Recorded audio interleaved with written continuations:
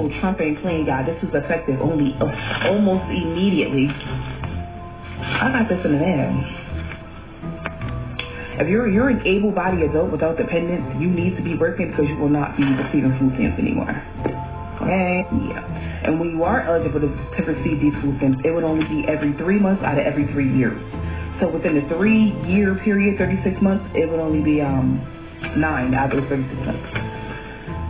Yeah. Get a job.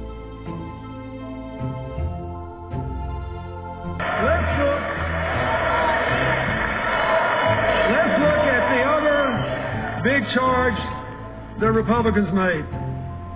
It's a real doozy. They actually have charged and run ads saying that President Obama wants to weaken the work requirements in the welfare reform bill I signed that moved millions of people from welfare to work. Wait, you need to know, here's what happened. Nobody ever tells you what really happened. Here's what happened. Mr. President, on July 12, 2012, the Obama administration's Department of Health and Human Services issued an information memorandum informing states that for the first time in the 16-year history of the Temporary Assistance for Needy Families program, HHS would permit them to waive welfare work requirements. This action undermines a robust work-first approach that was one of the key features of the 1996 Welfare Reform Act. If allowed to stand, but it presents serious institutional questions as well, because the action by the Obama administration was, quite simply, a unilateral power grab that usurps the constitutional power of the legislative branch. And every member of this body ought to be concerned about it. That is no small thing. Our Constitution, for good reason, locates the lawmaking power in the Congress, and that is because our founding fathers understood that in a republic of laws, the lawmakers must represent the people directly. The people must have a close hold on the representatives who create the laws under which we live.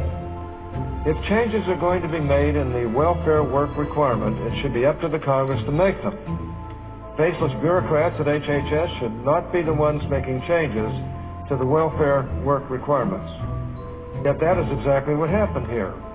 Unelected bureaucrats at HHS are attempting to change the law, a law passed by the United States Senate and the whole Congress. If left unchecked, welfare policy is being substantially changed by the Obama administration in a way that never would have been acceptable to the people's elected representatives in Congress. No administration should be permitted to disregard the laws that Congress passed and simply make up their own rules. For 16 years, no president, Health and Human Services Secretary, or governor, regardless of political party, believed that welfare work requirements could be waived.